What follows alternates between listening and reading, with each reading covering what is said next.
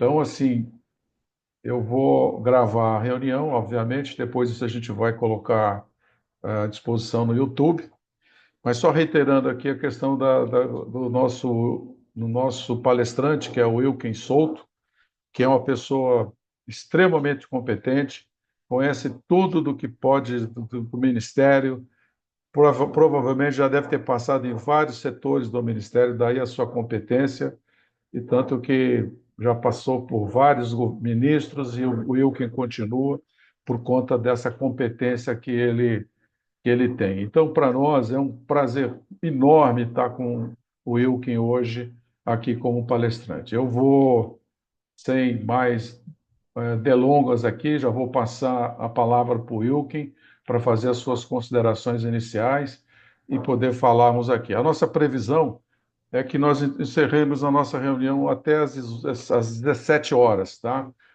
E aí depois teríamos algumas perguntas que alguém queira fazer, de maneira que 17h30 nós estaríamos encerrando a nossa reunião. Ok? Passo a palavra então para o Wilken para fazer as suas considerações e falar um pouco das atribuições que teve para fazer essa nova lei geral, que foi uma luta, e aí vai o mérito de todo o Conselho Nacional de Turismo, também do ministro Celso Sabino, da nova secretária, que é a Cris, e também do Milton Zonasi, que foi também secretário desde a época de Valfrida, agora voltou e agora foi ajudar lá no Rio Grande do Sul, gaúcho que é, então passou a bola para a Cristiane Sampaio, que hoje está dirigindo essa secretaria e da qual nós fazemos parte. Tá? Então, passar a palavra para o Wilkin. Wilkin, a palavra é sua, meu amigo. Obrigado, Márcio. Obrigado pelo convite. Estão me ouvindo? Você me ouve aí? Vindo Ok, bem. ok. Obrigado pelo convite. É, Vi aqui que tem mais de 100 pessoas aqui no chat. Que bom que teve essa adesão, que é um assunto aí que todos nós que trabalhamos no turismo precisamos, né, nos atualizar. Né, só para me reapresentando aí, meu nome é Wilken Souto, eu sou chefe da assessoria especial de assuntos técnicos aqui do ministro do Turismo, Celso Sabino, e também coordenador geral da Câmara Temática de Legislação Turística do Conselho Nacional de Turismo. Sou servidor aqui da Casa, do Ministério do Turismo, né, desde 2006. Né, mas estou aqui desde 2003, quando eu era estagiário, quando eu conheci aí o Márcio. É um prazer estar aqui falando com vocês. Eu vou pedir licença aí para a gente colocar na tela a apresentação. Deixa eu, se você, eu acho que você tem que me permitir aí, Márcio. Não sei se vocês conseguem ver. Consegue ver, Márcio? Tá conseguindo ver, né? Ok. Então eu vou me guiar aqui pelos slides, né? Então, inicialmente aí, como o Márcio colocou, né, essa atualização da Lei Geral do Turismo foi uma atualização participativa e principalmente, né, com as demandas e as propostas vindas dos membros do Conselho Nacional de Turismo. Né, teve início lá em 2014, né, então é um processo aí que dura 10 anos.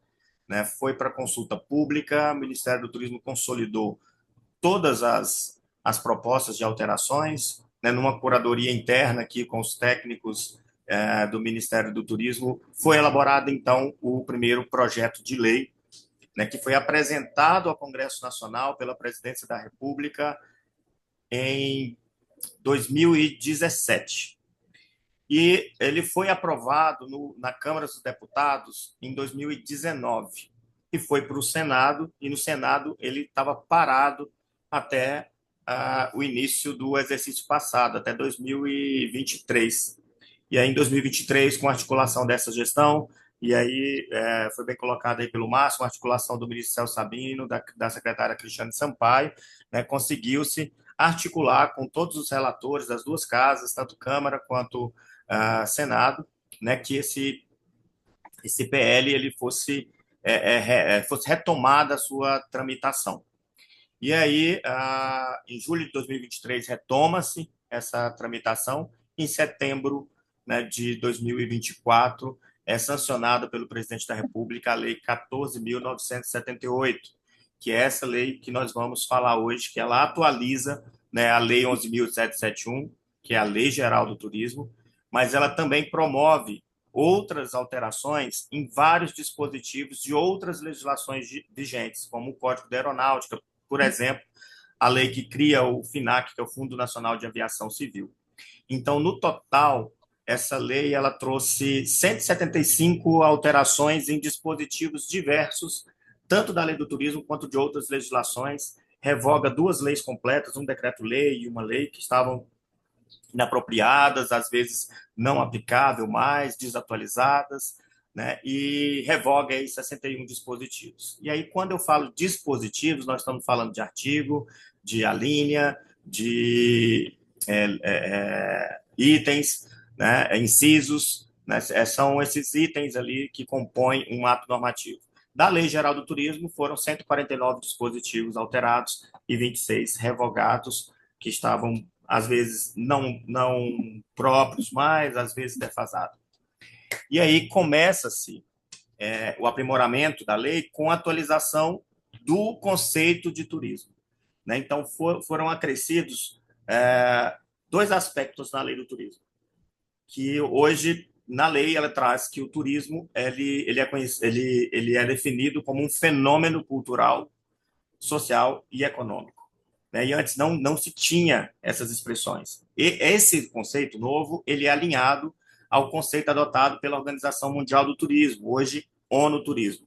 Né? Os outros aspectos continuam e lá no final, né, a finalidade do desenvolvimento da atividade turística, no caso a motivação, né, do turismo ali, foi acrescido também o comparecimento a eventos, porque apesar de já constar, né, tacitamente ali dentro de negócios, né, foi uma demanda do setor à época para deixar explícito também, né, esse comparecimento a eventos. Já tinha entre outros ali, então pode ser outros tipos de motivações, mas entrou também, né, expressamente aí essa motivação, né, do deslocamento como comparecimento de eventos. Então esse é o novo conceito de turismo adotado pelo país, pela Política Nacional de Turismo, alinhado ao conceito adotado pela Organização Mundial do Turismo, ONU Turismo. E aí, a nova lei também, ela traz uma atualização, né, das novas pessoas jurídicas que podem ser admitidas como prestadores de serviços turísticos. Né? Por mais que hoje elas já eram, né, admitidas aqui no Cadastur, né, que é o cadastro dos prestadores de serviços turísticos, elas não estavam ali expressamente, né, elencadas, né, no âmbito ali do conceito de prestador de serviço turístico. Então, foram incluídos aí os micro e pequenos empreendedores individuais, as sociedades limitadas unipessoais e uma novidade, que são as associações privadas de turismo que prestem serviços turísticos remunerados. Né? O que são essas associações? São associações privadas sem fins lucrativos que muitas vezes já desenvolvem atividade turística remunerada, mas estavam impedidas de serem cadastradas no Cadastro. Eu vou dar um exemplo aí de São Paulo, de um parque temático, que é o parque em Olímpia, que é o Termas dos Laranjais. Ele hoje é constituído como uma associação privada sem fins lucrativos, e antes ele estava impedido de se cadastrar. Impedido de se cadastrar e de ser reconhecido como um prestador de serviço turístico, ele estava impedido também, por exemplo, de contrair empréstimos junto ao Fungetur, que é o Fundo Geral de Turismo. Né? Na época, também, possivelmente, estaria impedido de ser beneficiário ali do PES, do Programa Emergencial do Setor de Eventos, que englobava os prestadores de serviços turísticos, entre outros tantos benefícios que um prestador de serviços turísticos tem. No caso de parque temático, que era o caso, também estava impedido de ter um benefício de PIS/COFINS conjugado, que é permitido hoje por uma portaria do Ministério do Turismo com o Ministério da Fazenda. E, na época, esse parque entrou na Justiça e conseguiu se cadastrar no Ministério do Turismo. Então, para que hoje não tenha esse caminho burocrático, né, de judicializações, né, são permitidas que essas associações comprovadamente turísticas, no caso desse parque, ele recebe mais de 5 milhões de turistas por ano, né, de serem reconhecidas como prestadores de serviços turísticos. e hoje já tem uma fila aqui no Ministério do Turismo de mais de 1.000 associações aí pleiteando esse cadastro. Claro que a gente precisa normatizar agora para definir realmente quais os critérios definem que a associação privada, sem fins lucrativos ali, ela pode ser considerada prestador de serviço turístico. Mas aí foi uma das grandes novidades aí entre esse conceito de prestador de serviço turístico. Eu organizei aqui um pouco as principais mudanças por setor, né? São muitas as atualizações, né? A linguagem, muitas vezes, do ato normativo de uma lei, ela é muito densa, né? E, às vezes, o público em geral, principalmente quem está na iniciativa privada, às vezes não consegue alcançar, né, qual é o impacto, o efeito direto, né, no seu setor, que aquela redação causou. Então, aqui eu tentei trazer uma linguagem mais didática, né, e por setor, para que se possa, né, ter um melhor entendimento, e no final vocês podem tirar suas dúvidas aí pelo chat, que eu vou tentar responder na medida aí que eu tiver nessas respostas, que várias delas aqui eu vou explicar para vocês que a gente ainda não tem resposta, porque precisamos de regulamentação. Aqui, no caso das agências de turismo, né, amplia o campo de atuação das agências. Nós tínhamos uma lei, tem ainda uma lei específica das agências de viagem. E essa lei, ela foi sancionada após a Lei Geral do Turismo. A Lei Geral do Turismo é de 2008, né? E a lei das agências era posterior. E ela trazia novo conceito das agências de turismo, trazia o rol de atividades taxativo ali. E isso estava causando algumas impropriedades, né, na atuação das agências. Então, se ampliou, né, o conceito das agências, se ampliou também os serviços que uma agência pode oferecer. Né? A lei, que a lei das agências, ela trazia ali que a agência de turismo ela deveria ser exclusivamente agências de viagem. Então, aquela agência de viagem que tinha uma frota própria, por exemplo, de veículos, e fazia fretamento turístico, a depender da interpretação, se considerava, né, que ela não poderia desenvolver esse tipo de atividade.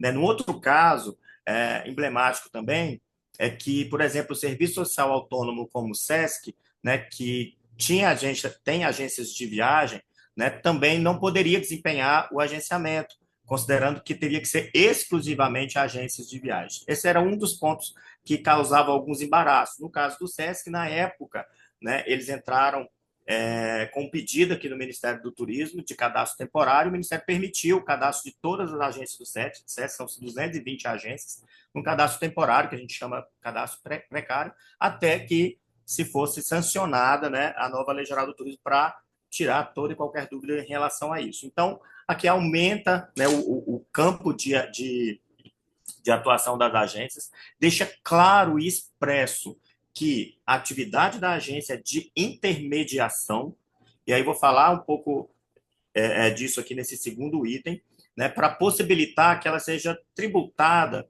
exatamente pelo que ela oferece, que é o serviço de intermediação. Né? Muitas vezes tem um pacote turístico ali de R$ 10.000, mas a agência recebe de 3% a 10% desse valor. Então, aqui permite com que ela deixe claro que o serviço dela, o que é de acordo com o proveito econômico dela. Então, assim, os tributos devem ser de acordo com o proveito econômico, só do que realmente ela recebe pelo aquele serviço e não o que ela repassa, né, para os seus fornecedores que pagam seus tributos lá nos seus locais, né, de atuação, como o hotel, a agência de receptivo local, que já pagam seus impostos lá e seus tributos lá. Então, aqui trouxe esse melhoramento, né, desse conceito e melhora o conceito do preço do serviço das agências de viagem, deixando claro também no preço que o preço é da intermediação, que o serviço é a intermediação. E o que possibilita também aqui no texto é que antes o texto da Lei Geral do Turismo trazia que a agência podia cobrar ou um comissionamento por parte do fornecedor ou uma taxa do turista, do consumidor. E aqui, nessa atualização, que foi solicitada também pelo setor de agências, né, a lei permite as duas coisas, né, tanto o comissionamento do fornecedor, somado à taxa, né, do consumidor, quando necessário, quando assim estiver previsto ali no contrato. Então, é permitido, né, que a composição desse preço seja tanto comissionamento como possível taxa ali do serviço ao consumidor e deixa claro que é uma intermediação. Ou seja, quando se for emitir. Eu quero. Oi, tem Oi, alguém por com o favor, microfone desculpa. aberto. Tem alguém que tem alguém que compartilhou a tela, uma tela aleatória, a gente não está vendo a tua apresentação. Você consegue verificar isso aí, Márcio? Estou vendo aqui. Vou tentar aqui novamente. Alguém compartilhou. Vou ter que. Gente, atenção aí com os comandos, hein?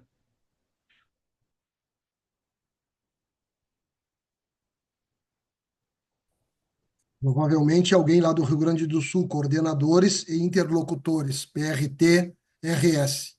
Se a É pessoa escutar possível. este áudio, Só um minutinho.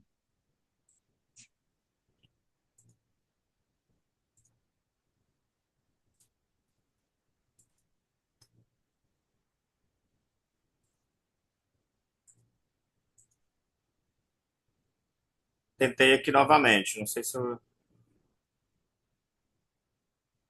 Coordenadores e interlocutores Eu lá acho do que é Rio a Grande do Cris Sul, aí, Cris Winks Do aí. Rio Grande do Sul, Pessoal, quem for do Rio Grande do Sul aí, pronto. Saiu. Voltou Ok. a tela, Queen? Vamos ver aqui se eu consigo. Sim, voltou. Voltou. Voltou, Wilkin. Voltou? Voltou. Ah, ok. Pronto.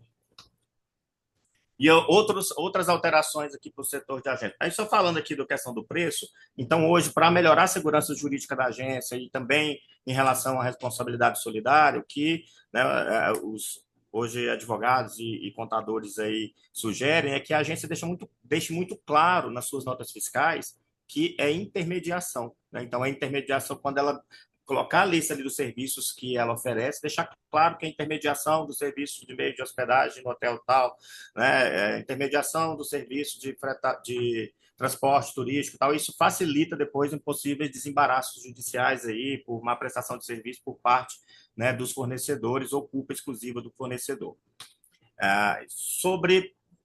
Ainda sobre agências, né, ficou claro ali também na lei que os valores de multas, de penalidades, né, cobradas de agentes de turismo a títulos de cláusula penal, né, não poderão exceder o valor dos serviços que ela ofereceu, ou seja, não poderão exceder o valor do preço da intermediação.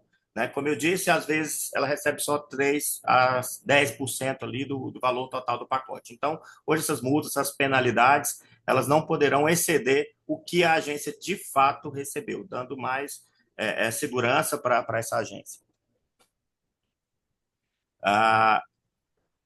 Outro ponto é que traz de forma expressa que nas plataformas digitais, como Booking, Expedia, né, outras plataformas que oferecem serviços turísticos, porque essas plataformas digitais, muitas vezes, elas oferecem também aluguel de temporada, que não fazem parte aqui do escopo da lei do turismo. O aluguel de temporada é a lei do inquilinato. Mas para essas plataformas que oferecem prestadores de serviços turísticos, ou seja, aqueles listados como obrigatórios de cadastro, né, eles só poderão divulgar prestadores de serviços turísticos que estejam cadastrados no cadastro, para diminuir aí a possibilidade de divulgar empresas que não existem ou empresas piratas ali. Então, dá maior segurança para o consumidor, né, possibilitando ali que ele comprove a existência dessa agência, que ela realmente existe, ou do meio de hospedagem, ou da transportadora turística, né, conferindo ali que ela esteja cadastrada no cadastro, sujeita às penalidades de prestador de serviço turístico também que tem nessa lei. Aqui eu já disse que o SESC aí possibilitou essa alteração, né, possibilitou também que as agências do SESC pudessem atuar de forma regular. Elas já estavam em cadastro precário, atuando de forma regular, mas agora sana completamente essas interpretações. Considerando que a gente revogou a parte que deixava sobreposta, né, na lei do turismo, revogamos um artigo lá na lei das agências de viagens. Para transportadoras turísticas, e aí é um caso que é emblemático, tanto no estado de São Paulo quanto no Rio de Janeiro, né, tanto nas transportadoras quanto das agências, né, havia um problema muito sério em relação à legislação de transporte turístico de fretamento. Né? Desde sempre, o Ministério do Turismo, desde 2004, né, incentiva, né, que o turismo seja regionalizado, que os roteiros, né, os pacotes turísticos sejam regionalizados, sejam intermunicipal, interestadual. E aí, muitas vezes, né, no deslocar, né, do turista por meio de transporte de fretamento, né, estava se tendo muitos problemas em relação à fiscalização dos transportes. Porque em um estado a legislação era de uma forma, no outro estado era uma outra regra. Aqui no Distrito Federal, por exemplo, em Brasília, exige uma legislação distrital, exige que dentro dos ônibus e das vans de fretamento, né, seja obrigatória a presença de um guia de turismo em todo e qualquer pacote, em toda e qualquer viagem. Né? E já ali no Goiás, e a gente faz muito aqui o pacote Brasília, Chapada dos Veadeiros, Brasília, Perinópolis, já no estado vizinho já não exige essa obrigatoriedade. Então, muitas vezes, quando o ônibus vinha de lá para cá, aqui ele era multado, aqui sofria alguma sanção, né, dos órgãos regulamentadores aí dos transportes turísticos terrestres. Então, aqui vem de uma forma expressa, né, que esses transportes eles deverão atender os requisitos específicos da lei federal, da legislação federal. E aí é claro que aqui agora nós vamos ter que tratar isso dentro de um regulamento, de uma forma também que não se invada, né, a autonomia dos estados e municípios, né, em terem suas normas de trânsito, mas devem se respeitar as legislações federais, né, para que não haja, né, essas legislações estaduais e municipais não sobreponham o que já está posto na legislação federal. E agora a gente vai ter que trabalhar junto com a NTT, né, junto com os outros órgãos regulamentadores, um ato, né, que permita, né, que essa regra agora que está na lei seja cumprida, né, mas que a gente respeite ali a autonomia dos entes federados. Mas era uma demanda de muito tempo do setor, né, que vinha com problemas em relação a isso. E aqui nas organizadoras de evento vem também no mesmo sentido das agências de viagem. Deixa muito claro que o trabalho, que o preço, né, das organizadoras de eventos, o serviço da organizadora de eventos é a intermediação. E traz mais clareza ali nas relações de consumo para as organizadoras de eventos. Também foi um pleito das próprias organizadoras de eventos. Inovações aqui no setor de cruzeiro. Primeiro ponto, os cruzeiros eles entraram para a Lei Geral do Turismo. Antes eles não estavam ali na lei, ele estava no decreto de regulamentação da lei, tinha ali o conceito de cruzeiro, né, e tinha ali os parâmetros ali do que seria, né, o cruzeiro marítimo e todas as suas características. E aí esses conceitos eles vieram para dentro da lei, né, e entendendo que esses cruzeiros eles são um programa que pode ser vendido, né, pelas agências, pelas operadoras de turismo, né, por meio de embarcações que tem ali um complexo de serviços, desde hospedagem, alimentação, entretenimento. Então, eles vêm para dentro da lei, então se fortalece, né, o setor de cruzeiros e resolve um outro problema que eles estavam tendo, que era o seguinte, os cruzeiros marítimos, normalmente, eles contratam tripulantes do mundo inteiro, né? E muitas vezes esses cruzeiros eles vêm de outros países, mas eles contratam tripulantes de vários lugares. Os tripulantes brasileiros sempre foram muito elogiados pelo setor de cruzeiro. Contudo, chegou-se em algum momento que os cruzeiros estavam evitando contratar brasileiros, né? Porque o contrato, né, desses tripulantes ele é com base na Convenção de Trabalho Marítimo Internacional, né, da Organização Internacional do Trabalho, da OIT. Tinha sido ratificado nessa convenção pelo Congresso Nacional, tinha sido ratificado pelo decreto da Presidência da República. Contudo, em determinado momento nessa convenção, tinha um artigo lá dizendo que, em caso de judicializações em relação a direito trabalhista, né, a legislação do país era, se ela fosse mais vantajosa, né, seria julgado pela legislação do país, nesse caso ela ser mais vantajosa. E a nossa CLT sempre era mais vantajosa do que o que estava posto na Convenção Internacional. E aí isso criou uma fábrica, entre aspas, aqui de judicializações, né, porque quando os tripulantes desembarcavam, muitas vezes pelos depoimentos aí das operadoras de cruzeiro, tinha ali um advogado na porta já oferecendo o serviço de indenização. Falando, olha, eu consigo uma indenização para você, porque o seu contrato é de acordo com a Convenção Internacional, mas ela diz que se a CLT for mais vantajosa para você, eu posso conseguir indenizações. Virou uma fábrica de indenizações e as companhias de cruzeiros estavam evitando contratar brasileiros. Então, aqui foi uma forma de possibilitar com que se mantenha a Convenção Internacional, que o Brasil faz parte, né, já aderiu, né, e que se possibilite mais contratações de brasileiros, gere mais emprego para brasileiro dentro dos cruzeiros marítimos, né, e se evite essas judicializações que estavam tendo prejuízo aí de cerca de 50 milhões por ano, pelo menos, só de judicializações em relação a essa questão. Setor de meio de hospedagem. Lá no conceito do setor do meio de hospedagem, no conceito de meio de hospedagem, né, tinha uma expressão lá que às vezes causava um embaraço para o cadastramento de hostels, albergues, porque lá dizia que a habitação ela tinha que ser de frequência individual. E aí, muitas vezes, em albergues, em hostels, a habitação ela é de frequência coletiva, né? Tem mais de um leito e são turistas diferentes, né, que ficam dentro do mesmo quarto ali e dividem, né, as camas e os leitos. E aí, muitas vezes, não eram reconhecidos como meio de hospedagem, a depender da interpretação. O Ministério do Turismo já tinha sanado internamente aqui administrativamente isso, já cadastrava os hostels e os albergues, mas aí trouxe essa correção, essa atualização para o conceito de meio de hospedagem, possibilitando também, né, que essas habitações sejam de frequência coletiva. E aí um outro ponto que era um problema de muito tempo, que foi a adequação, a flexibilização ali do conceito de diária, né? Essa adequação às práticas de mercado. Lá na lei do turismo, dizia lá que o preço da diária correspondia a 24 horas, né, da estada ali do turista. Ainda está dessa forma lá. E o que ocorria? Sempre a primeira diária e a última diária, a praxe não é que o turista fique 24 horas. Normalmente é necessário que haja uma limpeza, uma higienização ali do quarto, né, da habitação, para que o outro turista possa, né, se acomodar. E os sistemas operacionais, principalmente das grandes redes hoteleiras, elas também funcionam assim. O check-in normalmente é a partir das 2 horas da tarde, o check-out a partir do meio-dia, tem lugar que o check-in é meio-dia e a saída a partir das 10 horas da manhã. Então, há uma diversidade aí de possibilidades. Então, nunca a primeira e a última diária, né, se constituía nas 24 horas. As diárias do meio, claro, né, constituem 24 horas. Então, havia esse problema e muitas vezes alguns hotéis estavam sendo judicializados e teve um problema na época da Copa do Mundo, por exemplo, que o PROCON estava agindo, né, junto aos hotéis e multando alguns hotéis no estado aí de São Paulo.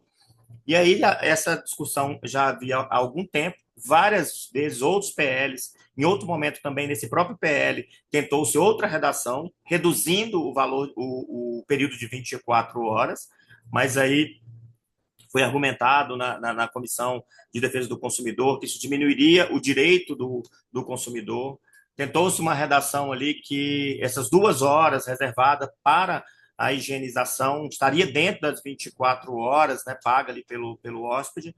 E agora, por último, né, se conseguiu negociar uma redação que fosse mais flexível, né? Não o artigo lá mantendo a diária de 24 horas continua, mas trouxe a responsabilidade para o Ministério, por meio de uma portaria, né, de editar normas com os procedimentos operacionais de entrada e saída do hóspede.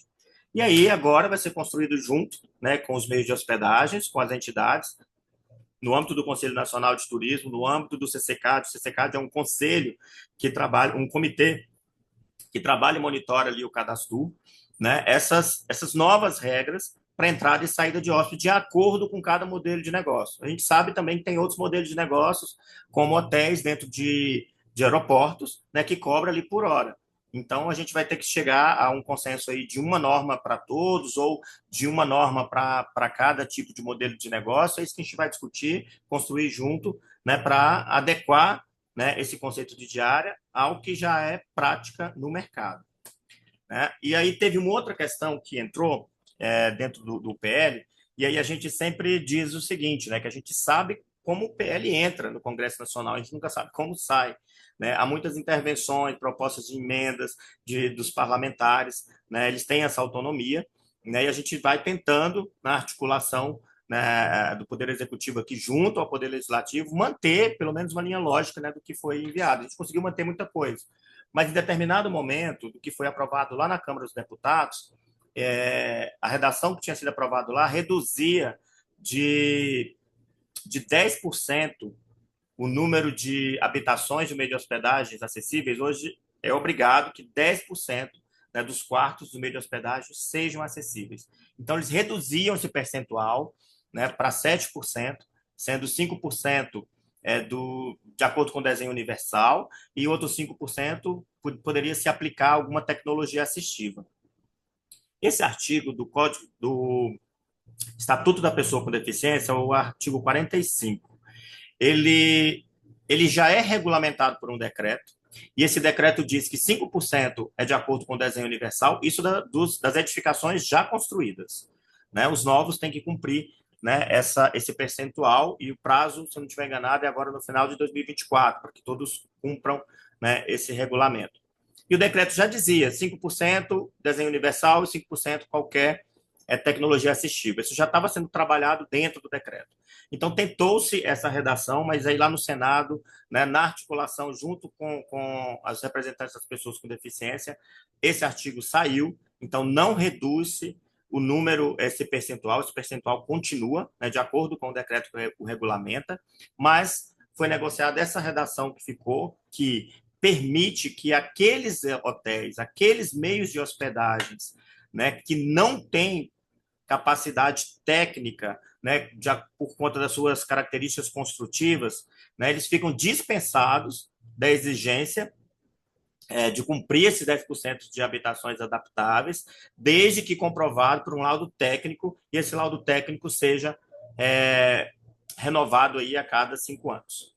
Tá? E essas fiscalizações, elas são realizadas ou devem ser realizadas pelos órgãos municipais ali que dão o licenciamento de funcionamento ali para esses empreendimentos. Tá? Então, nestes casos específicos, né, de impossibilidade técnica, aí sim, né, o meio de hospedagem fica isento, né, de cumprir essa norma. E aí, um outro ponto aqui é que foi só uma modernização na questão da coleta de dados, da questão do BOH e da Ficha Nacional de Registro de Hóspede. A redação lá estava muito antiga, muito confusa ainda, e trazia uma obrigatoriedade da ficha ser impressa. Então, essa parte dela ser impressa foi retirada, então, né, possibilita aí que ela seja online, e aí, desde já, informa aí que o Ministério do Turismo já vem trabalhando numa ficha eletrônica há muitos anos, acho que desde a Copa do Mundo tentou-se ali um piloto nas 12 cidades-sede, e agora, né, num olhar bem mais moderno, com um aplicativo utilizando o QR Code, né, está sendo trabalhado um piloto aqui aqui em Brasília, aqui no Distrito Federal, né, essa ficha de registro de hóspede, que ela seja única, né, e totalmente eletrônica, né, que a cada vez que o turista vá se hospedar, ele só mostra o seu QR Code ali, onde serão extraídos seus dados, e aí o meio de hospedagem só vai conferir, né, se os dados ainda continuam atuais ou não, como endereço e tal, e preserva também alguns dados específicos ali em respeito aos princípios da LGPD, que é a Lei Geral ali de Proteção de Dados. Então, moderniza um pouco essa questão aí do envio de dados ao Ministério do Turismo. Sobre parques temáticos.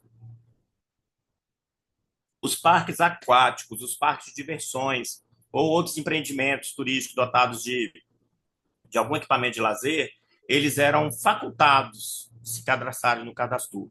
Né? Mas lá na listinha de prestadores de serviços turísticos obrigatórios estava o parque temático. E muitas vezes não se conseguia se diferenciar o que era um parque temático com um parque aquático. Talvez o parque aquático era temático também. Enfim.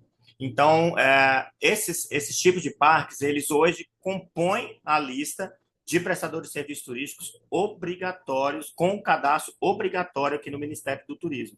Antes, eles poderiam ou não se cadastrar, hoje são obrigados ao cadastro. E aí foram incluídos outros tipos de parques para se cadastrarem de forma voluntária. Neste caso, eles não são obrigados, mas eles podem ser reconhecidos como prestadores de serviços turísticos, como parques urbanos, espaços destinados ao bem-estar animal, como zoológicos, né, e parques naturais. Então, hoje compõe, né, a lista ali de empreendimentos que podem se cadastrar no Ministério do Turismo esses novos tipos de parques. E aqui vem um ponto aqui que foi um grande avanço, né? E aqui essa alteração não foi especificamente dentro da Lei Geral do Turismo, mas foi em outras legislações, né, que possibilitam a utilização do Fundo Nacional de Aviação Civil para empréstimos para as companhias aéreas. Se vocês consultarem ali o site da ANAC, vocês vão perceber que a maioria das companhias aéreas trabalham com caixa no vermelho, se não todas, né? E elas tinham muita dificuldade, ainda tem, de conseguir empréstimos aqui no Brasil, né? Então, essa lei, por conta das questões de garantias, né? Normalmente, os valores que eles precisam são muito altos e muitas vezes os bancos, as instituições brasileiras aqui, né, exigiam bastante garantia e eles não conseguiam, né, contrair empréstimos aqui. Então, a lei autoriza que recursos do Fundo Nacional de Aviação Civil, que é vinculado ao Ministério de Portos e Aeroportos, eles sejam utilizados para empréstimos para as companhias aéreas. A lei permite também que seja o BNDES, o banco oficial, né, para promover esses financiamentos, e o BNDES poderá cadastrar outras instituições financeiras também para operar essa linha de crédito. E na lei prevê a criação de um comitê, né, onde serão definidas, né, quais serão as condições de empréstimos para essas companhias aéreas. O Ministério de Portos e Aeroportos já está trabalhando em cima desse decreto, né, da criação desse comitê, e brevemente aí a gente deve saber quais são, né, esses requisitos. Outro ponto que foi inserido durante a tramitação pela emenda de um parlamentar foi possibilitar também que o FINAC pudesse ser utilizado para aquisição de QAV de avião, ou seja, de querosene, de combustível do avião. Então, mais especificamente para os aeroportos da Amazônia Legal. E aqui a intenção foi possibilitar maior conectividade para a região norte, porque se subsidia-se o QAV de avião para esses aeroportos, né? Então, lá seria mais barato. A possibilidade dessas companhias aéreas irem abastecer suas aeronaves lá, né, e aumentar o número de linhas aéreas para a região. Possibilita também a diminuição do preço do bilhete aéreo, considerando que, para a composição de um bilhete aéreo, isso sempre é ratificado aí pela ABA e pelas companhias aéreas, 60% da composição do preço do bilhete aéreo é relativo ao QAV, ao querosene, e a manutenção das aeronaves, né? Então, aqui foi uma tentativa de possibilitar, né, que com esse subsídio, né, se consiga ter bilhetes mais em conta para a região norte, né, e que se consiga que tenha mais conectividade para a região norte. E os empréstimos é para que essas empresas aéreas possam recompor, né, tanto seus caixas como também, né, renovar suas frotas, contemplar mais destinos, ampliar, né, o seu escopo de atuação. E também foi inserido na lei, né, que o recurso do FINAC poderá custear o desenvolvimento de projetos de combustíveis renováveis, né, promovendo uma aviação civil aí mais responsável.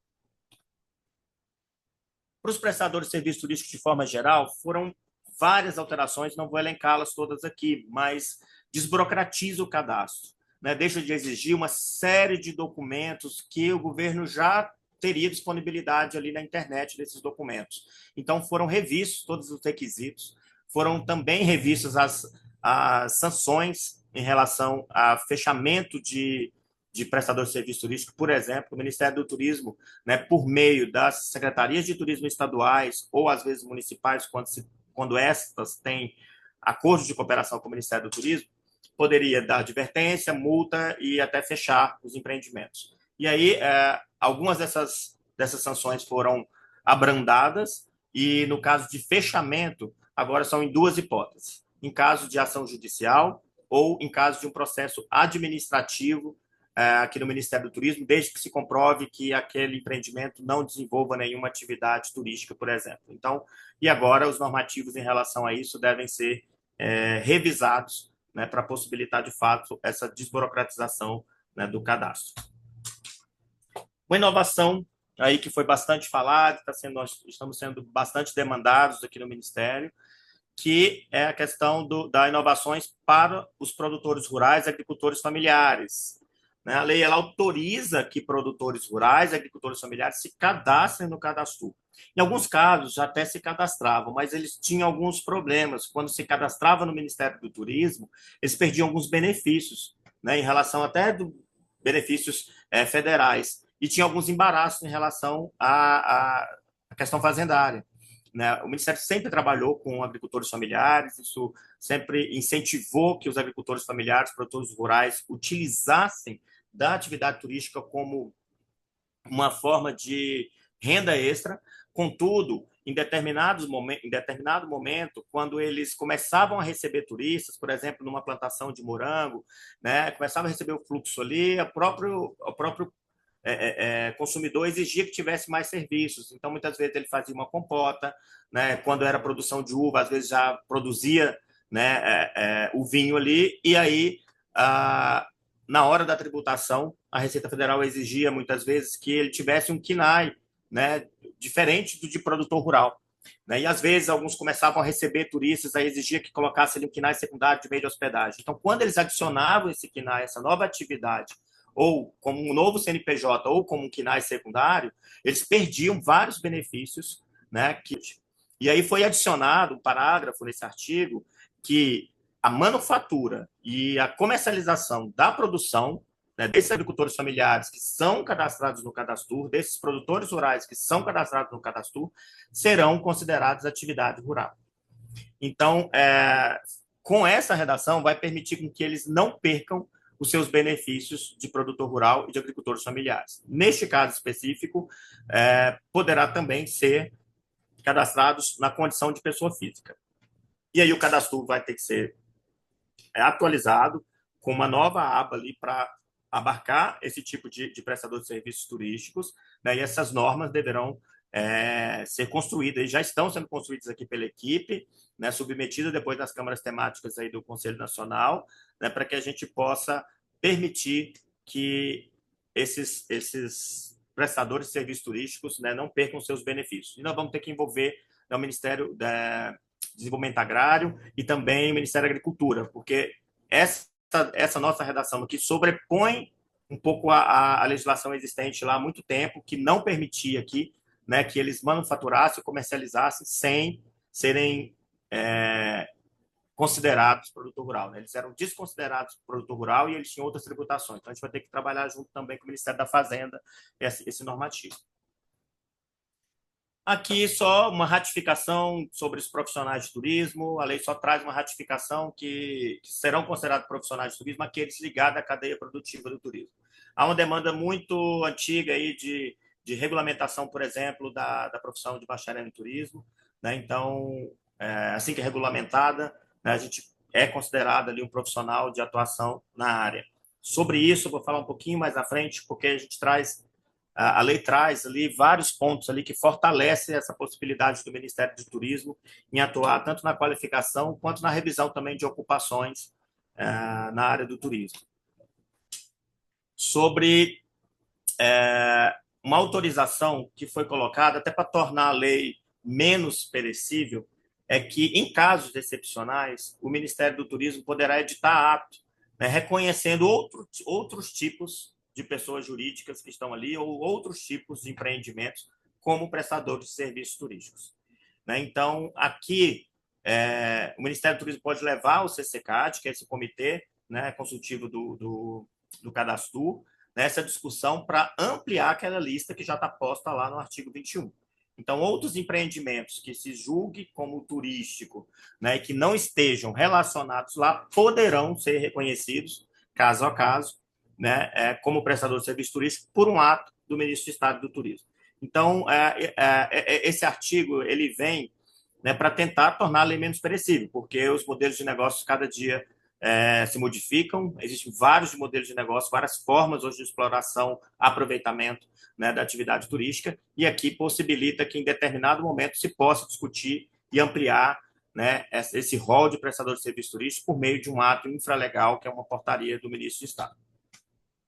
E aqui vem aquela parte que eu falei que a lei fortalece essa atuação do Ministério do Turismo na qualificação profissional, né? Então, autoriza o Ministério do Turismo, né, no âmbito de suas competências, articular com os outros órgãos públicos, como o Ministério da Educação, por exemplo, né, associar a integração das ações de qualificação com a educação básica de jovens e de adultos, né, permite ali identificar e propor revisão das ocupações do setor de turismo, né, e incentiva também a inserção e a progressão profissional dos qualificados no mercado de trabalho, né? Então, casado com aquela parte que eu falei sobre a possibilidade ali da regulamentação da profissão de turismólogo, por exemplo, né, e com aquele artigo ali que possibilita que o Ministério do Turismo reconheça outros prestadores de serviços turísticos, né, se assim for discutido e definido, né, talvez os bacharéis de turismo possam ser cadastrados aí no cadastro, desde que haja uma norma, né, para que se tenha um rol de prestador de bacharéis ali, de turismólogos cadastrados dentro do cadastro, como tem também de guias de turismo. Mas é algo para a gente, né, conversar e debater junto às associações que têm essa demanda aí ao Ministério do Turismo. E traz também uma redação expressa de incentivo ao turismo cívico e de obrigação de espaços públicos que são tidos como atrativos turísticos, né, culturais ou naturais, que eles sejam abertos principalmente à visitação de estudantes, à visitação pública, né? Quando se trabalha com turismo cívico, se percebe muito essa dificuldade de visitação a esses locais públicos, né, principalmente fim de semana, porque muitas vezes em fim de semana esses órgãos não funcionam, né, e às vezes não tem ali uma empresa contratada para possibilitar a visitação daqueles prédios. Então, aqui, a lei obriga que eles estejam abertos ao público, né, e a gente agora precisa regulamentar para trazer quais são as normas, né, que devem ser cumpridas ali. Claro que nem sempre vai ter a visitação todos os dias integral, mas já fortalece aí o turismo cívico como uma atividade extra classe,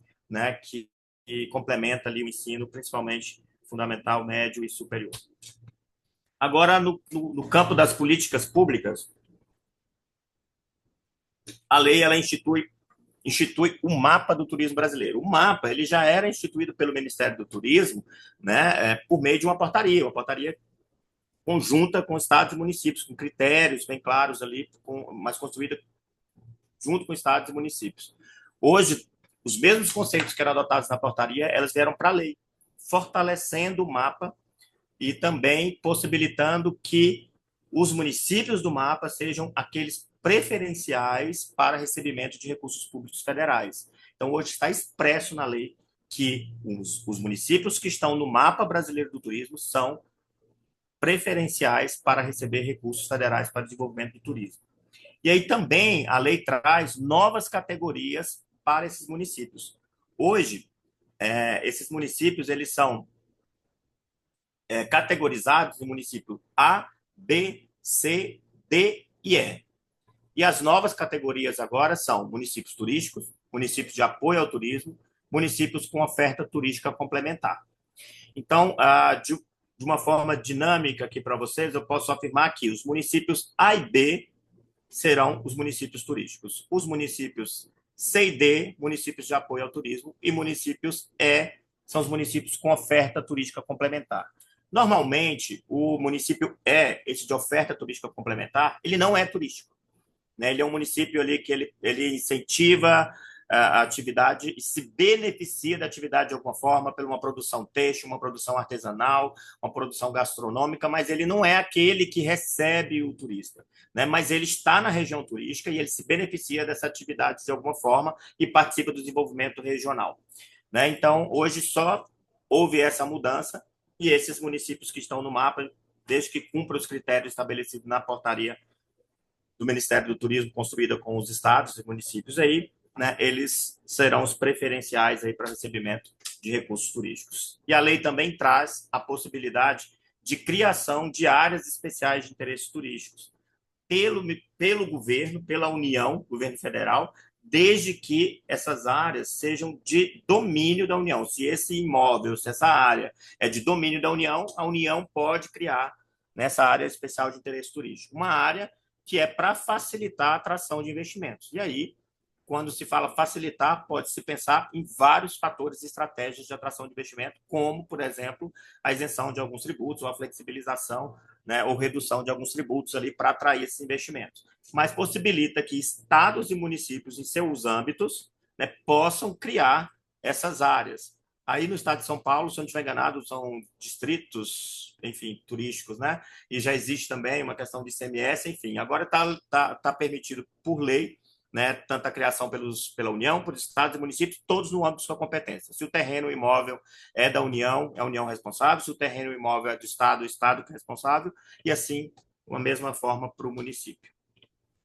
Um outro ponto é que atualiza e amplia a utilização dos recursos do Fungetur. O Fungetur, desde 2022, ele já era autorizado a receber emendas parlamentares. Só que os parlamentares não tinham interesse de colocar um recurso no Fungetur, porque o Fungetur ele era exclusivamente para empréstimo à iniciativa privada. Ou seja, esse recurso era reembolsável, né, para o fundo. Então, não havia muito interesse dos parlamentares, que normalmente eles trazem as emendas para o Ministério do Turismo para a implantação de algum projeto em municípios dos seus estados, né, dos municípios de onde eles vêm. Né? Então, a legislação agora trouxe uma inovação que é permitir que as emendas parlamentares aportadas no Fungetur, só as emendas, podem ser repassadas a fundo perdido, ou seja, não reembolsável, para Estado e para município e para o Distrito Federal. Ou seja, vai poder ser feito convênios, né, com estados, municípios e Distrito Federal por meio de recursos de emendas parlamentares aportadas dentro do Fungetur. E aí uma outra novidade é que haverá uma nova forma de repasse de recursos para estados e municípios do Distrito Federal, que é a modalidade fundo a fundo. Hoje nós vamos ser, então, o quarto ministério que vai trabalhar com essa modalidade fundo a fundo, que é uma modalidade menos burocrática, que descentraliza o recurso direto para o fundo do Estado, aqueles que têm fundo, e dos municípios também, para aqueles municípios que têm fundo. Né? Mais da metade dos municípios do mapa do turismo hoje já possui fundo e vão poder usufruir dessa modalidade menos burocrática. O Ministério do Turismo vai aprender a trabalhar nesse formato agora, é uma novidade aqui, né? Nós estamos discutindo internamente aqui com as áreas meio, né, para que o ano que vem, né, já se possa implementar essas emendas parlamentares por meio dessa nova modalidade de fundo a fundo, ampliando, né, o escopo do Fungetur. Outro ponto aqui é que o Ministério do Turismo vai permitir que os estados e municípios retenham os recursos das multas em relação aos prestadores de serviços turísticos. Hoje, antes o Ministério do Turismo fazia os seus acordos de cooperação com os estados e com alguns municípios, mas as multas vinham direto para o Tesouro, vinham direto para a União. O Estado não ficava com esse recurso. Então, os estados hoje podem ficar para melhorar ali as suas estruturas de fiscalização ou mesmo implementar, investir em desenvolvimento do turismo local. Outros pontos, eu vou passar agora mais rápido, que são pontos bem mais de atualização mesmo, que fortalece o Sistema Nacional de Turismo. Né? Então, apesar de alguns órgãos e entidades já participarem desse processo todo, né, dentro do Sistema Nacional de Turismo, de construção e elaboração de política pública, né, não estavam ali explicitamente nominados. Então, hoje, a Associação Nacional dos Secretários de Dirigentes Municipais de Turismo, a ANSEDTUR, né, ela entra para o Sistema Nacional de Turismo, né, inclui também representações nacionais de municípios, né, como a CNM, algumas outras associações de municípios também poderão ser consideradas ali dentro do Sistema Nacional de Turismo, e trabalha ali algumas inclusões de alguns objetivos dentro da Política Nacional de Turismo. Né? Ali foi só uma atualização com que o Ministério já trabalha dentro do Plano Nacional e um alinhamento entre a Política Nacional e o Plano Nacional de Turismo, que foi instituído também pela Lei Geral de Turismo. Então, são conceitos e estratégias aqui que já vinham sendo desenvolvidas há muito tempo, mas que não estavam configurados lá dentro da Lei do Turismo.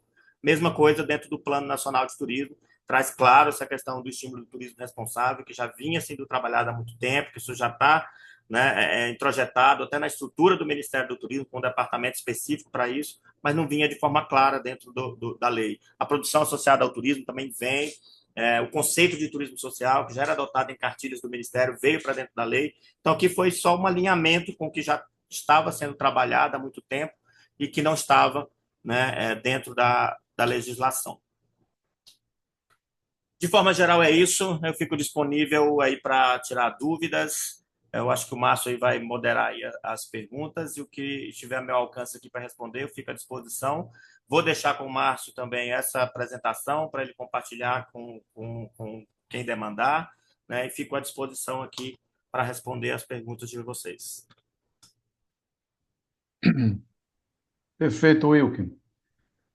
É muito importante a tua colocação, Wilkin, mas antes eu queria fazer uma colocação aqui. Pessoal, nós tivemos um overbooking de inscrições nos últimos minutos. Ficou uma coisa assim que eu nunca vi, coisa parecida. O que nós vamos fazer com isso? Nós vamos publicar isso aqui no YouTube. Todos que não, porventura, não conseguiram entrar, nós vamos encaminhar essa apresentação, tá? Então, fiquem tranquilos que não vão ficar sem essa informação, não, tá bom? Então, eu queria disciplinar um pouquinho aqui as perguntas. Nós temos aqui alguns minutos para as perguntas. As pessoas vão levantar a mão. Pessoal, eu só te peço o seguinte: 30 segundos para fazer a pergunta, tá? Por favor, evitem fazer explanações, divagações e tal. Sejam focados, porque é para a gente aproveitar o conhecimento do Wilkin aqui. Eu sei que várias pessoas ter um interesse. Então, por favor, levante a mão quem tiver interesse e a gente vai abrindo o microfone para todo mundo que for fazendo a pergunta, tá bom? Márcio, tem algumas aqui que já foram escritas aqui no chat. Não sei se a gente começa por elas, que aí eu posso Pode, tentar fazer tudo bem, Wilco. Você pode começar por ela se você quiser. Que tem a prioridade que já aí. facilita, né? Quem Você já escreveu. já escreveu e facilita aí a tua resposta. Fique à vontade, se você quiser perguntar, já vai olhando no chat, vai Ok. rolando e já pode, para a gente maximizar aqui, Will. Estou selecionando aqui algumas. Ok. Tem bastante perguntas aqui sobre a questão do cadastro dos agricultores familiares, se já está valendo. Ainda não, porque nós precisamos elaborar a portaria que vai disciplinar, né, esse cadastro e também reformular o cadastro. Né? O cadastro vai precisar ser reformulado, porque vai permitir, inclusive, pessoas físicas se cadastrarem, né? E a gente vai ter que trabalhar junto com o IBGE ali, com o Ministério da Fazenda, quais os quinais específicos vão poder ser considerados ali, principalmente o Ministério da Fazenda, porque isso impacta diretamente, né, na arrecadação de tributos deles. Então, só vai ser alguns talvez se consiga, então, a depender do caso, né, a área técnica aqui do Ministério do Turismo pode tentar encaixar, mas a depender do caso vai ter que esperar a portaria sair junto com o Ministério da Fazenda para a gente conseguir, né, cadastrar os agricultores familiares e produtores rurais. Né? Tem uma pergunta aqui, sempre vem, que já passou da hora de regulamentar a profissão de bacharel em turismo. Sou bacharel em turismo, também acho. Né? Nós vamos só trazer aqui uma lembrança que em 2012 tentou-se regulamentar, né, a nossa profissão. E aí foi vetado, assim como foram vetadas quase todas as tentativas de regulamentações de profissões que não geravam risco de vida ao trem. Né? E aí a lei ficou de reconhecimento à profissão do turismólogo. Então, para reconhecimento da lei de turismólogo, tem que ser uma lei específica. E existe um projeto de lei no Congresso, que o Ministério do Turismo apoia, né? Esteve pautado na CCJ na semana passada, nossa equipe estava lá na articulação, né, para tentar melhorar essa legislação e permitir essa regulamentação para que se depois possa, né, se pleitear ali um conselho. Né, mas só para ratificar para vocês, o Ministério do Turismo é favorável, está acompanhando o Congresso Nacional e sugiro que todos acompanhem a tramitação do PL, é um PL da deputada Érica Cocai, e estamos atentos a isso aí. E aí, como eu disse, né, estamos abertos aí à discussão de tentar, pelo menos, introduzir, né, o cadastro do bacharel em turismo ali no cadastro, mas nós precisamos discutir, né, com as entidades representativas ali a possibilidade, quais são os benefícios e quais são né, as possíveis obrigações e implicações que isso pode ter. Mas já seria já um passo, né, de fortalecimento aí da profissão para que a gente possa ir para esse outro passo, que é a regulamentação, que tem que ser por meio de legislação específica que já está tramitando no Congresso. Outro ponto Wilkin, aqui, tira sua apresentação da tela, por favor. eu não estou conseguindo fazer isso. Não, espera aí. Você consegue me derrubar aí? Vamos ver. Difícil de derrubar, mas eu vou tentar. A derrubar a apresentação. Pode ir falando enquanto isso, eu vou tentando aqui, tá? Eu tentei fazer aqui e não consegui, Márcio. Ousado, né?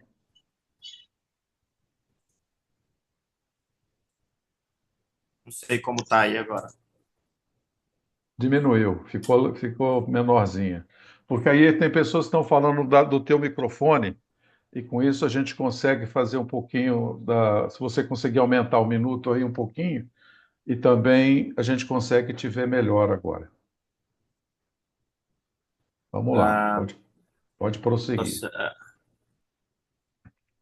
Enquanto você está Perguntando achando a se tem próxima. alguma medida específica sobre guias de turismo, não houve nenhuma mudança específica, né? O maior problema na questão de guia de turismo, eu penso que é a fiscalização, e é isso agora com essa possibilidade de passar para estados e municípios essa arrecadação em relação às multas, eu acho que incentiva que estados e municípios fiscalizem, né? O maior problema são guias de turismo que são pouco qualificados ou às vezes não têm o curso, estão atuando, né? Mas não, na lei não trouxe nada específico para isso, que existe uma lei já específica sobre guia, né? Uma portaria e uma lei de regulamentação da profissão, e a única regulamentada aí no setor até o momento. Produtor rural já está. Deixa eu ver o que mais.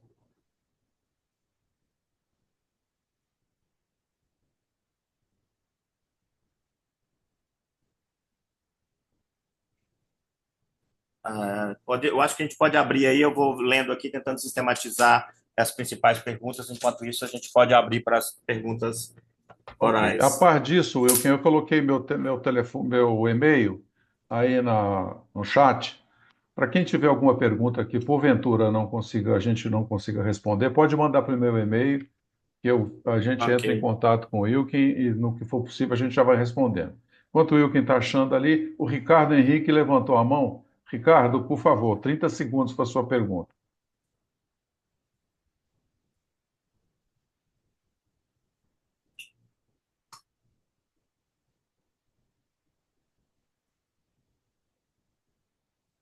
Ricardo, precisa ligar o seu microfone, viu?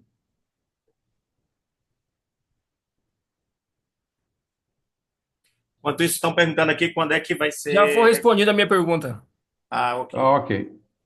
Obrigado. Então, está perguntando aqui sobre aluguel de temporada, qual é a mudança, né? Sobre aluguel de temporada, a lei do turismo não trata, né? Aluguel de temporada, para quem não tem familiaridade com essa expressão, né, são aqueles aluguéis que são disponibilizados, por exemplo, em plataformas como Airbnb, no Expedia, por exemplo, né? E eles são regidos pela lei do inquilinato, né? Se trata de aluguéis ali de imóveis particulares, né? E há um debate muito maior em relação a aluguel de temporada, né, no âmbito da lei do inquilinato. A gente sabe que é muito complexo esse assunto, não há como negar esse modelo de negócio já estabelecido aqui no nosso país. Existem alguns países que já restringiram um pouco essa atuação. Aqui no Brasil também alguns condomínios já não permitem mais aluguel de temporada, né? Mas é uma discussão que está na OCDE, né? Estão tentando buscar ali uma legislação que possa servir para todo o Brasil. Então, assim, só para deixar claro que na lei do turismo não se tratou sobre esse assunto, considerando que já é regido pela lei do inquilinato, mas a gente reconhece que um assunto complexo, que a gente precisa estar dentro da discussão, considerando que há uma competição direta com os micro e pequenos empresários, principalmente, né? São várias exigências que são feitas em meio de hospedagens ali, como da Anvisa, de licença ambiental, licença de funcionamento, né, que muitas vezes hoje vários empresários constroem prédios residenciais, mas já com o intuito de se utilizar para aluguel de temporada e concorre diretamente com os meios de hospedagem. Então, assim, algo que precisa ser debatido com urgência para tentar ter uma normatização, né, em que se possa ter uma concorrência leal entre os meios de hospedagem, principalmente os pequenos, né, com essa questão de aluguel de temporada. Mas não está dentro dessa lei, dessa atualização, não.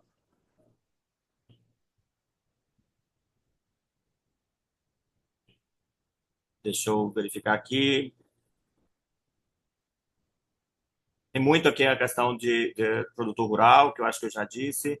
Tem perguntando quando é que vai ser regulamentado, né? Então, para cada ato desse, né, tem um tempo diferente, a depender do parceiro que a gente precisa discutir e elaborar a norma, né? Então, a maioria desses atos já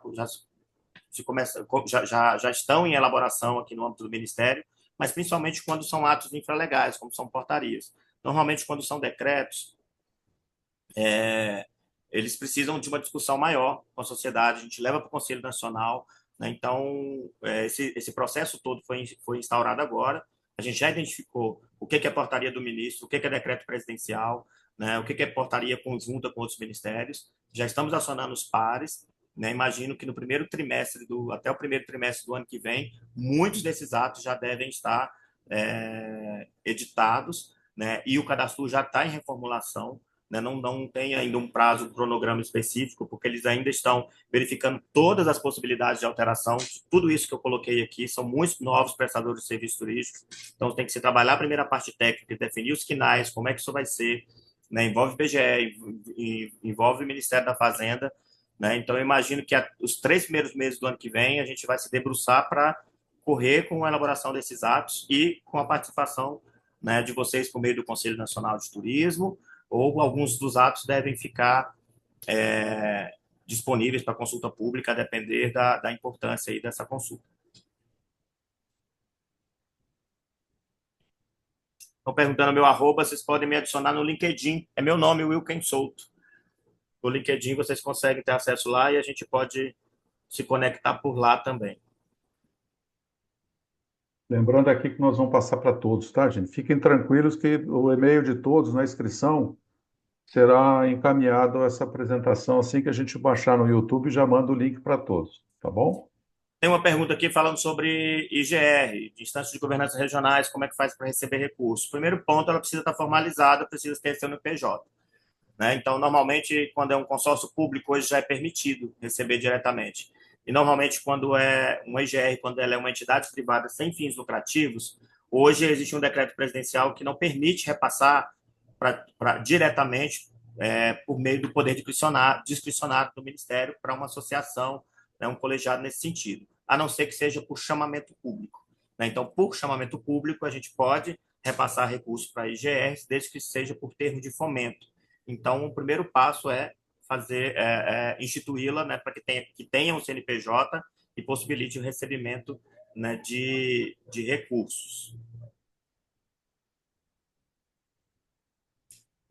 Uma questão aqui que não foi falado nada sobre responsabilidade com sustentabilidade, sobre meio de hospedagens. Eu foquei aqui só nas alterações realmente que foram promovidas na lei, mas a lei traz essas questões de sustentabilidade, de responsabilidade social, econômica, né, e cultural. E o Plano Nacional de Turismo 2023-2027 traz como princípio a sustentabilidade. E dentro do Plano Nacional de Turismo, que foi aprovado por decreto, está previsto lá um plano de adaptações climáticas para o setor de turismo, que é uma vertente, né, do Plano Clima do Ministério do Meio Ambiente, né? Então, esse plano ele está sendo elaborado, foi elaborado uma minuta no âmbito da Câmara Temática de Sustentabilidade do Conselho Nacional de Turismo, né? Então, foi construído de uma forma participativa, com as medidas, né, para o setor, e tem outros documentos disponíveis também no site do Ministério do Turismo, que fala sobre responsabilidade e sustentabilidade para prestadores de serviço turístico, com guia, com manual do que fazer, do que não fazer, né? Então, tem outras iniciativas, né, do Ministério do Turismo, mas que não vieram dentro dessa atualização da lei, porque já estava lá essas questões em relação à sustentabilidade.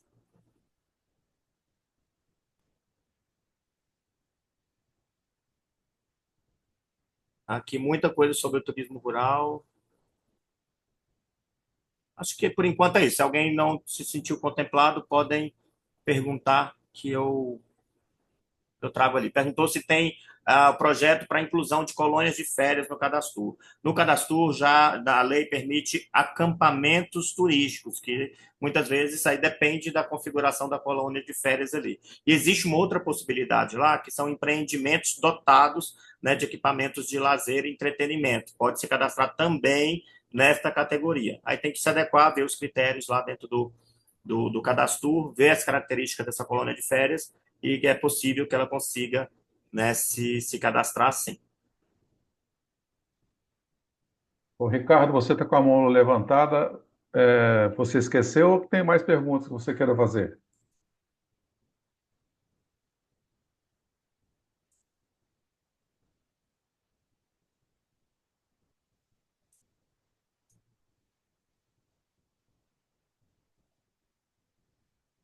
Aqui foi feita uma pergunta sobre os estados e municípios que têm acordo com o Ministério do Turismo de reter os recursos oriundos de multas, né, dessas fiscalizações. Está perguntando se vai precisar de uma regulamentação. Sim, vai precisar de uma regulamentação e vai precisar de ajustar o sistema da Receita Federal, na verdade, aliás, do Ministério de Planejamento e Orçamento, né? Porque normalmente quando se emite um DARF ali, uma GRU, né, isso vem direto para o Tesouro, então vai ter que fazer um ajuste dentro do sistema e a equipe já está trabalhando isso para editar o mais breve possível e também fazer uma mobilização de municípios para fazerem acordo de cooperação com o Ministério. São pouquíssimos municípios que têm acordo de cooperação, normalmente são estados, e a gente quer possibilitar mais fiscalização, né, principalmente na questão dos guias, e para isso seria muito interessante que os municípios fizessem esses acordos de cooperação com o Ministério, para que eles possam atuar como órgão delegado do Ministério do Turismo e ter esse poder, né, de advertência, multa e possível fechamento do empreendimento ou, no caso do guia ali, de cancelar o cadastro. O Wilken, a Niwara levantou a mão, Mônica também. Niwara, por favor, se Opa, identifica, boa tarde. fala de onde você está falando, minha filha. Boa tarde, estou falando de São Paulo, de São Sebastião, litoral norte de São Paulo. Muito bem. Bom, contente aí com as mudanças, né? Algumas a gente ainda, né, tá esperando aí que haja uma resolução, porque eu venho da área da hotelaria, então a gente aguarda ansiosamente para que a gente tenha um decorrer.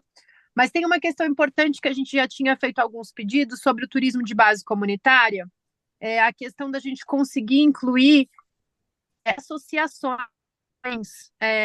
como um KNAI dentro do Cadastur. E eu queria saber se existe algum projeto, se está no escopo aí de vocês nesses pensamentos, porque aqui a gente tem, acredito eu que vai entrar como produtor rural também, porque eles são da área da pesca, né? Mas a gente não consegue trazê-los, o pessoal de associação de pescadores que fazem o turismo de base comunitária aqui na nossa região, para dentro do Cadastur. E eu queria saber se a gente tem alguma proposta para isso. Niwara, a lei já trouxe essa atualização, possibilitando que associações possam se cadastrar. Então, se essa associação, né, de base comunitária ali, ela atua com turismo e remunerado, que normalmente é isso que acontece, elas poderão se cadastrar no Cadastur. Tá? Então, só que aí, de novo, tem uma portaria que deve sair com os requisitos. Por quê, por exemplo? Existem vários, em outros segmentos, por exemplo, existem vários clubes, né, que são associações privadas sem fins lucrativos, mas clubes aqui que servem de recreação para a comunidade local. Eles não são turísticos. Então, assim, não dá para abrir o cadastro geral, né, sem um critério específico para definir se aquele empreendimento é de fato turístico, né, se ele exerce uma atividade remunerada, né? Se essa associação é ela que promove, que vende aquele roteiro de base comunitária, né, que recebe, que opera, né, com certeza ela vai poder se cadastrar no Cadastur agora com a atualização da lei. Mas aí vão precisar só desse regulamento e eu imagino que essas portarias vão ter que sair por segmento, né, porque tem vários outros segmentos aqui que estão solicitando o cadastro e a gente vai ter que discutir de acordo com essas demandas, né? Mas com certeza essa daí é uma das prioridades da equipe, que já é uma demanda latente aí. Como eu disse, tem mais de 1.000 pedidos de cadastro de associações do Ministério. Algumas das equipes já conseguem cadastrar automaticamente, mas outras precisam de regulamento de fato para cadastrar. Mas é possível sim, né, desde que exerça atividade remunerada. Antes de passar a palavra para a Mônica, Wilkin, eu quero registrar a presença aqui do Guilherme Paulos. Guilherme Paulos é um baluarte, né, das ações de turismo do Brasil. É uma pessoa querida por todos nós e é um privilégio tê-los aqui nos acompanhando desde o primeiro momento. Guilherme, parabéns pela tua vitória, pelo seu trabalho e obrigado pela tua presença. Grande Mônica, abraço, Guilherme. Boa tarde a todos. Eu sou de Carlos Barbosa, região Uva e Vinho do Rio Grande do Sul. Eu tenho uma dúvida com relação ao mapa do turismo brasileiro. Hoje a legislação ela agora traz, né, o mapa do turismo brasileiro como sendo a forma de classificação dos municípios. E esse mapa do turismo ele é construído a partir dos quinais dos meios de hospedagem. Atualmente considera somente os quinais de hotéis e pousadas, né, motéis, a parte hotéis.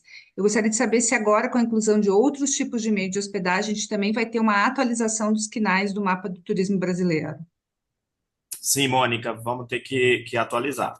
E a equipe está estudando também, além dessas atualizações, outros critérios, né, mais qualitativos, né? O sistema do mapa já traz algumas informações ali, um relatório de atividades turísticas e tudo mais, então está sendo discutido. E aí, a Ana Carla, que é a nossa coordenadora aqui de áreas estratégicas e que coordena o mapa, deve trazer essa discussão com os estados e municípios para atualização da categorização, uma vez que a lei também trouxe essa responsabilidade para o Ministério de definir a categorização, né, e atualizá-la. E ela já faz tempo que precisa ser atualizado, né, porque as pesquisas que foram consideradas de fluxo de turismo, elas estão bem defasadas, principalmente a pesquisa de turismo nacional, né? Teve uma época aí de um gap, teve uma paralisação na realização dessas pesquisas, então o Ministério agora que está novamente retomando, né, a contratação da pesquisa de turismo doméstico, e eu imagino que assim que a gente conseguir atualizar principalmente essa base de dados de turismo doméstico, né, muitos municípios vão mudar de categoria, né? Então, mas com certeza essa atualização aí, que é uma atualização que é fácil de ser feita, né, que é só incluir os quinais que agora já estão autorizados, né, por lei, com certeza na próxima atualização deve entrar sim. Certo. É a Ana Clara que cuida, Ana Clara? Ana Carla Moura. Perfeito, muito obrigada. Nada, imagina. ou eu que vou aproveitar, deixa aqui também, vou fazer uma pergunta que eu acho que é um assunto que nós que participamos do Conselho, e principalmente do Comitê de Legislação, que foi objeto de uma discussão nossa, né? Queria que você compartilhasse com as pessoas essa preocupação que a gente tem na questão da solidariedade com relação às agências de viagens, enfim. Você que está no furacão desse processo, o que você tem para compartilhar com as pessoas aqui que estão nos ouvindo? Qual que é a tua leitura ou que nós já evoluímos nessa discussão? Então, sobre a responsabilidade solidária, tanto para as agências de turismo quanto para os meios de hospedagens, né, havia dispositivos que, quando da sanção da lei, foram vetados por a Secretaria do Direito do Consumidor e a Presidência da República, né, julgaram ali, por meio das suas notas técnicas, um indício de inconstitucionalidade, considerando a redação que foi colocada na lei, né? E houve um compromisso do governo, né, em editar uma medida provisória com uma nova redação, de uma forma de proteger e garantir o direito do consumidor, né, para que os dois lados, né, sejam atendidos. Já foram realizadas 2 reuniões sobre esse tema da Câmara Temática de Legislação Turística com os setores de agências, setores de hospedagem. Você, inclusive, fez parte aí dessas reuniões, né? Estamos construindo essa proposta de medida provisória, né, para submeter a Senacom novamente e encaminhar à Presidência da República, né? Mas falando sobre esse tema, né, a redação que estava lá previa para as agências de turismo, né, a isenção da responsabilidade solidária em 2 casos, né? Em casos de falência do fornecedor ou por culpa exclusiva do fornecedor.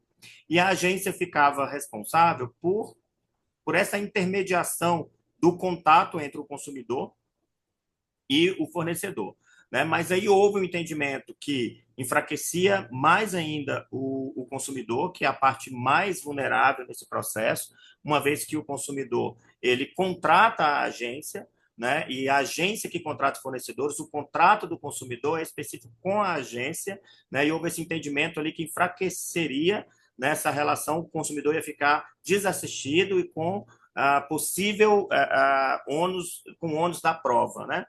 E aí, o que nós estamos fazendo agora é tentar, junto com o Ministério da Justiça, né, da Senacom, e com as entidades da Câmara Temática de Legislação, que são cerca de 40, né, trabalhar uma redação onde deixe claro, né, a garantia dos direitos do consumidor, mas também que se entenda, né, a responsabilidade da agência, a responsabilidade proporcional da agência de turismo, né, principalmente em casos de falência, né, que muitas vezes a agência de viagem ela recebe por exemplo, R$ 10.000, mas ela já repassou o recurso para os meios de hospedagem, para a companhia aérea, e quando um desses fale, ou quando o serviço não é prestado, ela tem que responder pelo valor 100% e ressarcir o consumidor, e isso faz com que várias agências quebrem, né? Como foi em casos aí de grandes empresas que vocês puderam presenciar, como foi o caso da falência da Itapemirim, que propiciou a falência de várias, da Itapemirim Companhia Aérea, de várias agências de turismo, porque elas tiveram que ressarcir, né, de imediato ali o consumidor, e até hoje estão buscando ser ressarcido da companhia aérea que faliu, né? Então, assim, é uma discussão muito complexa, né? O texto que a gente tinha apoiado para a sanção era um texto que a gente achava que não infringia o Código de Defesa do Consumidor e a Constituição, mas no âmbito jurídico entendeu-se que infringia, então estamos trabalhando junto com as entidades do Conselho uma nova redação, né, que a gente consiga equalizar, né, e publicar novamente, aí, neste caso, uma proposta de medida provisória para tentar equalizar tanto esse caso de responsabilidade solidária nas agências de turismo, quanto de meio de hospedagens, que no meio de hospedagem já é uma relação de fornecedor com fornecedor. No meio de hospedagens, a problemática é, muitas vezes, uma plataforma digital, como foi no caso de 123 Milhas, divulgava, né, determinado meio de hospedagem, e o meio de hospedagem não tinha tido ainda o proveito econômico, ou seja, a plataforma não tinha repassado ainda o dinheiro para o meio de hospedagem. E aí o consumidor foi lá e entrou na justiça contra o meio de hospedagem, né? Então, a redação que vinha lá era também para evitar esse tipo de situação, né? Porque a plataforma faliu, e aí os consumidores foram direto naqueles fornecedores, na companhia aérea, no meio de hospedagem, tentar ser ressarcido do que tinha sido pago para a plataforma. E aí a redação que estava na lei trazia isso, né? Que quando da falência do intermediário, nesse caso, que era a plataforma, né, quando da culpa exclusiva desse intermediário, e desde que ele não tenha tido proveito econômico, ou seja, ele não tenha recebido o dinheiro, né, ele ficava isento dessa responsabilidade solidária. E aí também foi vetado, e é o que a gente agora está tentando, uma redação que seja alinhado com o Código de Defesa do Consumidor, né, que possa diminuir um pouco esse risco, né, das agências de turismo e meio de hospedagem, mas também, né, sem infringir o Código de Defesa do Consumidor, como foi argumentado quando do veto. Uma penúltima pergunta aqui, Wilkin, que foi feita pela Luciana Ramos. Não sei se a Luciana está ainda aí, mas está sim. Luciana, você quer fazer a pergunta, minha filha? Você só se identifica, libera teu microfone. Boa tarde a todos. Desculpa, eu sei que já foi respondido sobre guias, mas é que não ficou muito claro como que vai ser feita essa fiscalização. Porque, assim, particularmente, eu sou guia há muitos anos, assim como outros colegas, e a gente acredita que é muito falha essa parte dos guias, a gente parece que não é lembrado pelo Ministério do Turismo, e tem muita gente exercendo o exercício ilegal da profissão, né? Então, a gente procura se qualificar, estar com tudo em ordem, cadastrar, estudar, investir, mas o que vai ser feito de efetivo realmente, porque não ficou muito claro. Muito obrigada. Nada. Dos guias, hoje já é feita uma fiscalização. Eu concordo com você, Luciana, que ainda é insuficiente, né? Aqui no Ministério do Turismo nós temos alguns fiscais, mas são poucos, né? Normalmente se fazem blitz, né? Principalmente sensibilização, e aí o Ministério, para aumentar a sua capacidade de fiscalização, faz acordos de cooperação com os estados. E aí os estados têm essa competência descentralizada, né, de fiscalizar dentro dos seus estados. Então, o que a lei trouxe agora de efetivo foi essa possibilidade real de também fazer esse acordo de cooperação com o município, para o município também fiscalizar e ser mais um braço do Ministério do Turismo para essa fiscalização. E trouxe esse incentivo, né, de que as multas ali, quando apreendido ou quando multados ali, esse recurso possa ficar dentro do município para eles aumentarem sua capacidade de fiscalização, comprando veículos ou fortalecendo suas equipes locais para essa fiscalização. Então, concordo que ainda é muito insuficiente, né, para o tamanho do nosso país, mas o que veio para dentro da lei, ficando aqui dentro do nosso tema, foi isso, essa possibilidade dos municípios também fiscalizarem, né, e eles ficarem com os recursos de fiscalização para investirem em mais equipamentos ali e fortalecimento de suas equipes para fiscalizar. A gente conhece essa problemática, o Ministério atua bem próximo disso, desse assunto, né, e essa questão da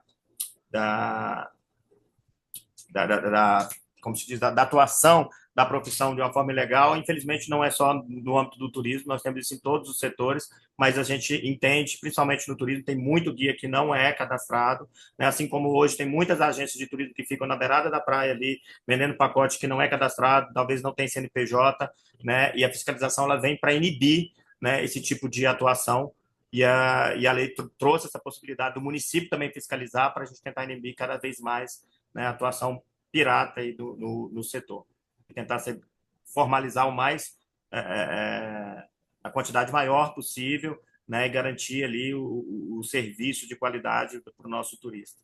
Tem outro assunto aqui que fala sobre a questão do bacharel em turismo. A inclusão do turismólogo no cadastro depende exclusivamente do Ministério, não depende de legislação. Então, antes da lei, dependia da legislação, né? Então, agora existe a possibilidade, sim, do Ministério, a partir de setembro, e é isso que eu coloquei aqui, né, que está sendo discutido, essa possível entrada aí dos bacharéis em turismo. A gente tem que construir a portaria, né? Já estamos em diálogo com a BBTur, que é a Associação Brasileira dos Bacharéis de Turismo, que é membro do Conselho Nacional, né, para que a gente tente trazer para dentro do cadastro, esse cadastro que tem ali uma grande plataforma, uma vitrine, né, para os bacharéis em turismo, ao mesmo tempo que a gente incentiva a regulamentação da lei, a regulamentação da profissão, e apoia isso junto ao Congresso Nacional. Então, hoje, é possível, sim, né, que a gente consiga trazer isso para dentro do cadastro, mas a gente precisa agora entender a demanda, né, trabalhar esse normativo, né, para possibilitar esse cadastro e, principalmente, atualizar o sistema. Já que a gente vai colocar o produtor rural como pessoa física, né, então a CPF, está sendo discutido tudo isso, né, para também tentar colocar o bacharel em turismo, o turismólogo, o tecnólogo em turismo ali, né, nesse rol. E a mesmo pleito que está sendo feito lá naquela lei de reconhecimento da profissão, né, que se restringe ali para pessoas que tenham diploma, né, de nível superior. Então, casado com isso, é o que está lá no PL que nós estamos apoiando no Congresso Nacional. Estamos atentos aí a essas duas questões. Pessoal, eu queria fazer não sei se tem mais alguma pergunta para a gente já finalizar, mas eu gostaria que, quem for possível, colocasse aqui o seu rosto para a gente poder tirar uma foto de quem pôde participar aqui, quem esteve conosco aqui até agora, e registrar aqui a alegria de ter conosco também o Paulo Senise. Paulo Senise é um dos nossos diretores do Brasil Convention Visitors Bureau, foi gerente executivo do Rio Convention durante muito tempo. Então, é um prazer enorme tê-los aqui. Só um minutinho que eu já vou fazer a foto de todos. Aí você pode me tirar do destaque aí, porque... Aí.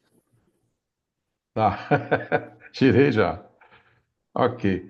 Mas, aí, gente, eu acho queria... que agora você que ficou no destaque aí, não está aparecendo todo mundo. Opa, espera aí. Não. Enquanto estão perguntando aqui, eu vou respondendo se o mapa do Vamos lá. continuará aberto. Continuará aberto o mapa do Pode ir, Wilke. Vai respondendo enquanto eu faço as fotos aqui. Eu tenho que passar a imagem aqui para todos, porque tem vários aqui. Nós tivemos quase 700 inscrições, Wilke. Olha só, que bom. Olha, na Hoje à última hora noite, às 19 horas, vou fazer uma outra live dessa também, no outro link. Eu vou compartilhar contigo, então, se alguém não conseguiu ir entrar em contato com você, participar dessa, você passa o link Ok. da próxima, aí, às 19 horas. Eu só digo o seguinte, que eu vou fazer toda a parte aqui do processo e fazer a edição das imagens e todas, e eu quero ver se eu publico ainda hoje, ok? Então, assim, eu tenho o e-mail de todo mundo aqui, assim que eu tiver tudo na mão, a gente já faz aí a... Só um minutinho que só falta mais uma foto aqui. Tem gente que não quer aparecer muito, não. Vamos lá. Estão perguntando aqui o link de onde vai ser disponibilizado no Eu YouTube. tenho o e-mail de todos, eu vou mandar para o e-mail de cada um, tá? Fiquem tranquilos que Ok. todos vão receber. Assim que fizer a baixa aqui do processo, eu já, eu já faço o link e aí coloco no e-mail de todos, tá bom? Fiquem tranquilos que todos vão receber. Se não receber hoje ainda, é porque não deu tempo. Pronto, as fotos já estão feitas aqui. Podemos voltar aqui na fala inicial. Bom, gente, olha, para vocês terem uma ideia, nós estamos recebendo inscrição até agora. Suzy Rodrigues, Aurora Girardi, todos fazendo inscrição agora. Wilkin, as suas considerações finais, meu amigo. Eu agradeço aí a todos pela atenção. Eu sei que é muita informação, é um conteúdo muito denso, né? Para vários pontos aí a gente vai ter que construir, né, soluções. E eu sempre digo que para mim isso foi é um novo marco, né, do turismo brasileiro, né? Nós vamos resolver aí conjuntamente vários problemas, né? Atualizar a lei para um momento contemporâneo, que é o nosso momento que a internet hoje é o principal meio de comunicação e de interação, né, de e-commerce, né, no turismo.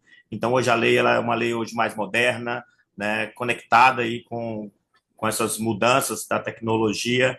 E nós temos uma grande tarefa agora de regulamentar de uma forma participativa, retomar, com a retomada do Conselho Nacional de Turismo, retoma-se, né, essa possibilidade da sociedade construir conjuntamente com o Ministério do Turismo esses atos, e contamos com a participação de vocês. E aí, Márcio, você que é uma grande liderança aí, sempre quando a gente for trabalhar essas regulamentações, colocar em consulta pública, aproveitar esse mailing aí, sempre encaminhar para todo mundo para contribuir, né, e ajudar nessas soluções ali que muitas vezes, 90% das vezes, não somos nós que temos a solução, né? A solução sempre vem de quem trabalha de fato com o turismo, na iniciativa privada, né? Então, a gente conta sempre com a participação de vocês. Mais uma vez, obrigado pelo espaço. Acho que é um conteúdo que todo mundo precisa saber. A Lei Geral do Turismo é a nossa Bíblia ali. Nós precisamos todos saber, né, o que tem ali, como utilizar, né, quais são as obrigações, os benefícios para os prestadores de serviços turísticos e o que foi atualizado e como impacta nas nossas vidas, né?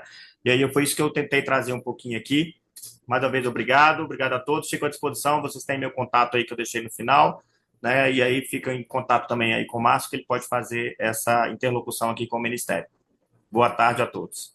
Perfeito. Wilkin, eu quero fazer um agradecimento muito especial a você pelo teu carisma, pelo teu carinho, pela tua paciência.